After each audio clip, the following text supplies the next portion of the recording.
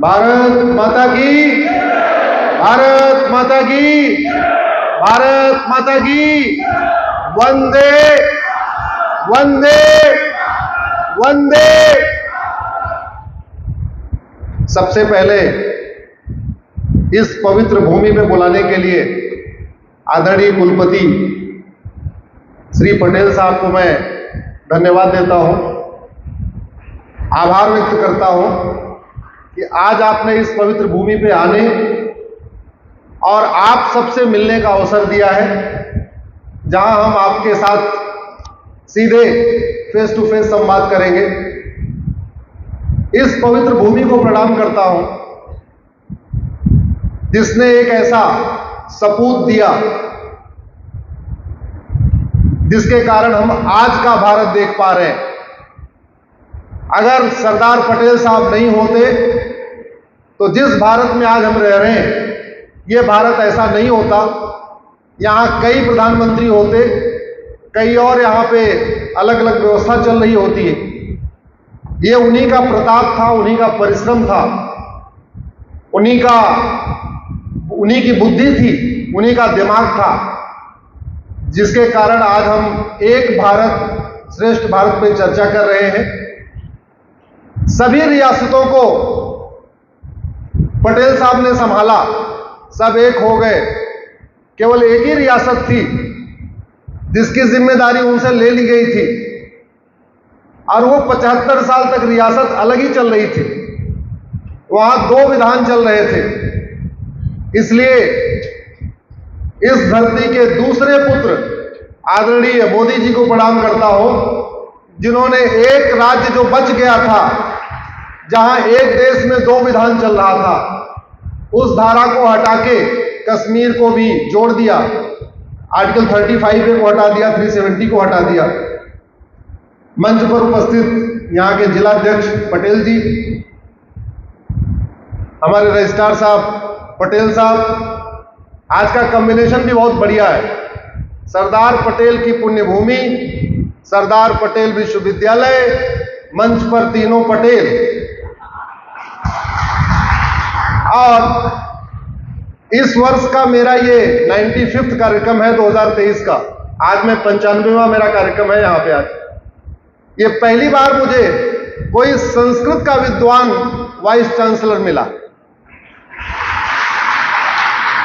Actual में अगर कोई हमसे पूछे तो मैं तो कहूंगा भारत के सभी विश्वविद्यालय का जो वाइस चांसलर है वो संस्कृत का ही विद्वान होना चाहिए,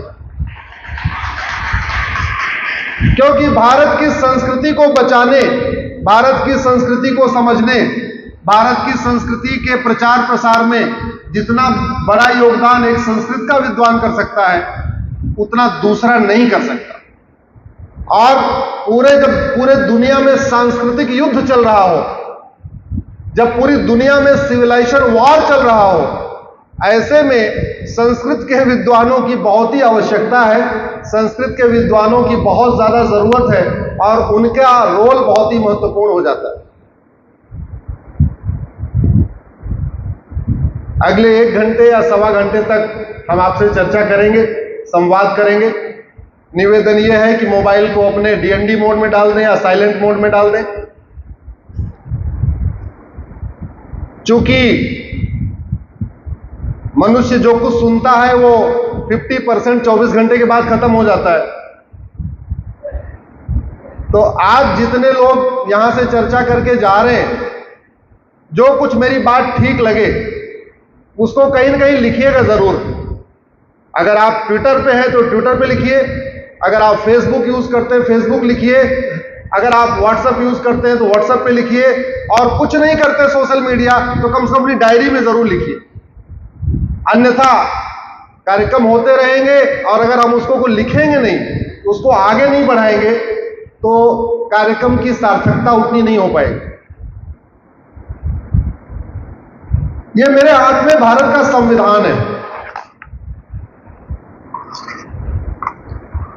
ये कहां का संविधान है? जोर से बोलिए जरा। भारत का। और इस संविधान का लक्ष्य है भारत को मजबूत करना, किसको मजबूत करना? भारत।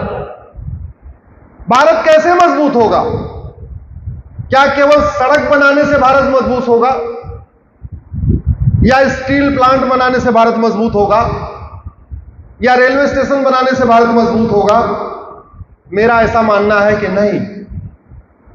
श्रेष्ठ भारत बनाने के लिए भारतीय परंपरा को मजबूत करना होगा, भारत के ज्ञान विज्ञान को मजबूत करना होगा, भारत की संस्कृति को मजबूत करना होगा, भारतीय दर्शन को मजबूत करना होगा, भारतीय वैदिक शिक्षा व्यवस्था का प्रचार प्रसार करना होगा, भारतीय शिक्षा का प्रचार प्रसार करना होगा, भारत की चिकित्सा का प्रचार प्रसार करना होगा, जो हमारी भारत की न्यायिक व्यवस्था था उसका प्रचार प्रसार करना होगा। आज नहीं, भारत सदियों से है, आज नहीं, भारत सदियों से चला आ रहा है, बहुत सही तरीके से चला आ रहा था। पिछले 700 वर्ष की या 650 वर्ष या 600 वर्ष की गुलामी के कारण बहुत कुछ भारत का खत्म हुआ। बड़ी लंबे संघर्ष के बाद हम स्वतंत्र हुए, संविधान बना, और जब संविधान बना तो संविधान में 22 पार्ट, भारत के संविधान में कितने पार्ट? 22, और 22 पार्ट पे 22 महान लोगों के चित्र थे। पार्ट 1 पे सिंधु घाटी की सभ्यता थी, उस पे जेबू बैल था। पार्ट 2 वैदिक काल के गुरुकुल बने हुए थे। मैं संविधान के पार्ट की शुरुआत जहां से हो रही है वहां जो चित्र बने हुए थे उनकी बात बता रहा हूं। पार्ट 3, संविधान के पार्ट 3 की शुरुआत हुई थी, भगवान राम, लक्ष्मण और हनुमान जी पुष्पक विमान से आ रहे हैं, वो चित्र था। पार्ट 4 कुरुक्षेत्र का चित्र था, जहां भगवान कृष्ण अर्जुन को उपदेश दे रहे हैं। पार्ट 5 गौतम बुद्ध बौद्ध भिक्षुओं को ज्ञान दे रहे। पार्ट 6 24वें तीर्थंकर भगवान महावीर जी शिक्षा दे रहे। पार्ट 7 सम्राट अशोक बौद्ध भिक्षुओं के साथ बैठे हुए। ये मैं संविधान में जो ओरिजिनल संविधान था, जो चित्र बने थे, उनकी बात कर रहा हूं। पार्ट 8 8वें भाग में हनुमान जी आकाश में घूम रहे। पार्ट 9 सिंहासन 32 पे राजा विक्रमादित्य बैठे हुए हैं। पार्ट 10 नालंदा विश्वविद्यालय में शिक्षक और छात्र आमने सामने बैठ के शिक्षा पे चर्चा कर रहे हैं। पार्ट 11 राजा भरत का चित्र था, जिनके नाम पे ये देश भारत हुआ। पार्ट 12 नटराज भगवान शिव की मूर्ति। पार्ट 13 राजा भगीरथ और गंगा जी निकल रही हैं, उसका चित्र। पार्ट 14 मराठा छत्रपति शिवाजी और गुरु गोविंद सिंह का चित्र। पार्ट 16 रानी लक्ष्मीबाई का चित्र। पार्ट 17 नमक कानून के खिलाफ दांडी मार्च। पार्ट 19 आजाद हिंद फौज को नेताजी सैल्यूट कर रहे। पार्ट 20 हिमालय की श्रृंखलाएं बनी हुई थी। पार्ट 21 रेगिस्तान में सजे हुए ऊंटों की यात्रा निकल रही है। पार्ट 22 समुद्र में लहरों से टकराता हुआ जहाज। और अंत में स्वतंत्रता संग्राम में बलिदान हुए लोगों को बलिदान देने का चित्र। संविधान बना, ये सारे चित्र बने हुए थे, लेकिन सेक्युलरिज्म का कीड़ा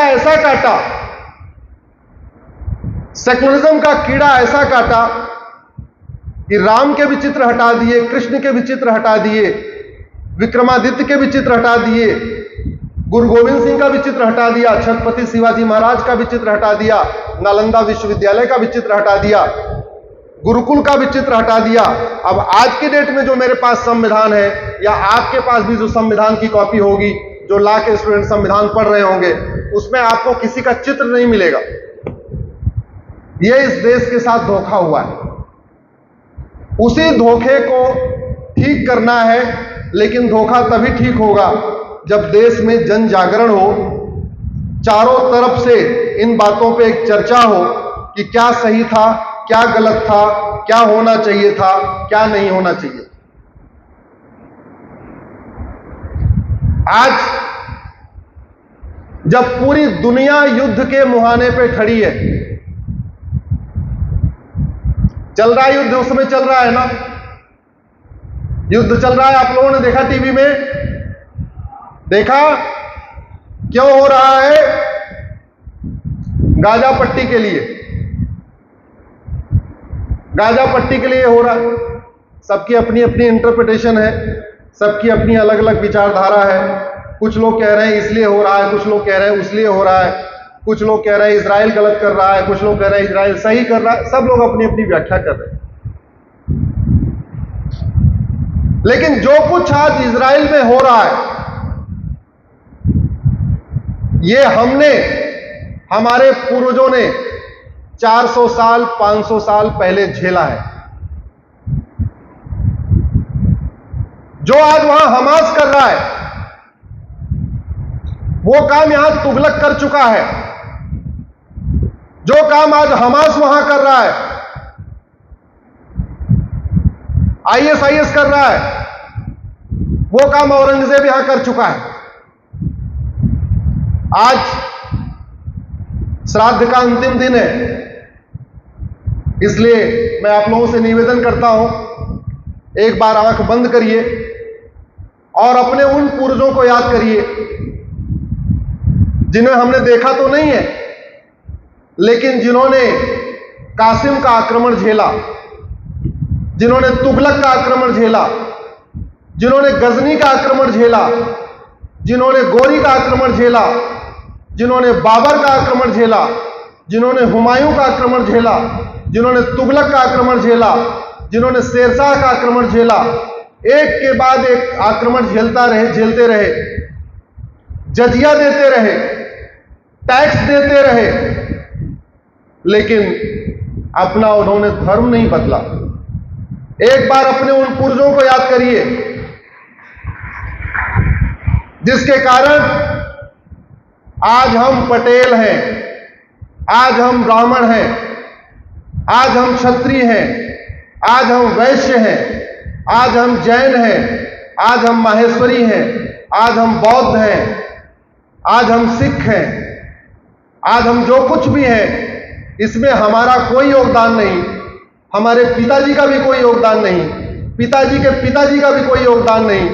आज अगर हम हिंदू हैं, अगर हम माथे पे तिलक लगाते हैं, अगर हाथ में कलावा पहनते हैं, अगर हम जनेऊ पहनते हैं, आज अगर हम नौ दुर्गा करते हैं, आज अगर हम गरबा करते हैं, आज हम नवरात्रि मनाते हैं, आज हम होली दिवाली सब कुछ त्योहार मनाते हैं, इसमें ना हमारा योगदान है, ना हमारे पिताजी का योगदान है, ना पिताजी के पिताजी का योगदान है। इनफैक्ट इसमें हमारे दादा के दादा के दादा का योगदान है। उन सभी पुरजों को याद करिए, उन सभी माताओं को याद करिए जिन्होंने धर्म रक्षा के कारण जौहर किया। अपने उन पुरजों को भी याद करिए जो डर गए, भय में आ गए और धर्मांतरित हो गए।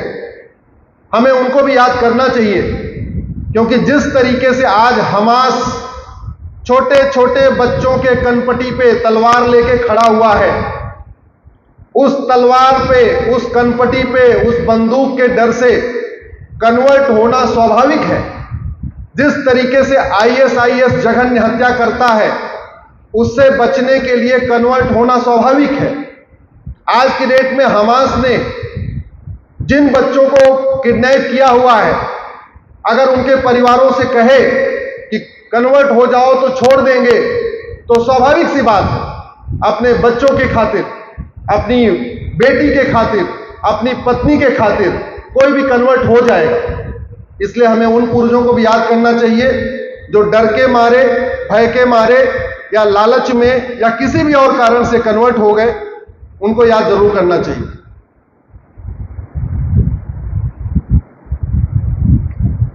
भारत के संविधान का जो पहला शब्द है वो है सोवरिन, पहला शब्द। ये सेकुलर तो बहुत बाद में आया, ये सोशलिस्ट बहुत बाद में आया। संविधान के प्रियम्बल का जो पहला शब्द है वो क्या है? सोवरेन। सोवरेन का मतलब संप्रभु। संप्रभु का मतलब हम पूरी तरीके से स्वतंत्र हो चुके हैं, अब ना गुलामी का नाम होगा, ना गुलामी का निशान होगा, ना गुलामी की शिक्षा व्यवस्था होगी, ना गुलामी की परंपराएं होगी, ना गुलामी की पुलिस व्यवस्था होगी, ना गुलामी की न्यायिक व्यवस्था होगी, ना गुलामी का टैक्स सिस्टम होगा, ना गुलामी का एडमिनिस्ट्रेटिव सिस्टम होगा, कुछ भी गुलामी का नहीं होगा। अब सब कुछ हमारा होगा। इसको कहते हैं सोवरेन। इंडिपेंडेंस और सोवरेन में यही अंतर है। हमारे संविधान निर्माताओं ने प्रियम्बल में यह नहीं कहा हमें इंडिपेंडेंट भारत बनाना है। इंडिपेंडेंट तो हो ही गया था, 15 अगस्त 1947 को हो गया था इंडिपेंडेंट। तो संविधान निर्माताओं ने क्या कहा? हमें सोवरेन भारत बनाना है, संप्रभु भारत बनाना है। संप्रभु भारत का मतलब सब कुछ हमारा होगा। दुर्भाग्य आप देखिए, आजादी के 75 साल के बाद भी गुलामी के नाम चल रहे हैं, गुलामी की निशानी चल रही है, गुलामी की परंपराएं चल रही हैं और गुलामी के कानून भी चल रहे हैं। धन्यवाद देना चाहूंगा प्रधानमंत्री जी मोदी जी को। पिछले 9 साल में उन्होंने लगभग 1600 अंग्रेजी कानूनों को खत्म किया है। कितने कानूनों को? 1600।